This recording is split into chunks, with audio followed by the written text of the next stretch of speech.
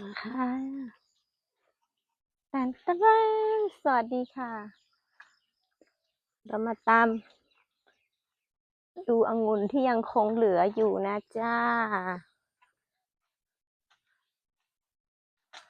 โอ้อันนี้ออกพวงมาอีกแล้ว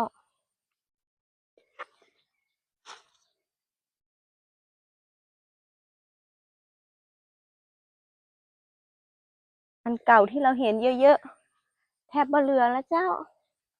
เหลือแค่นี้แล้วเจ้า เดี๋ยวเขาจะมาตัด เราจะตัดแล้ว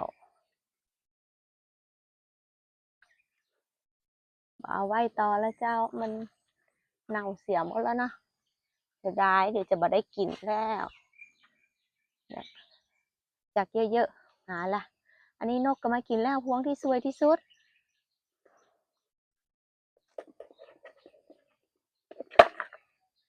พวงที่สวยที่สุดของเราตัดละวันนี้เจ้า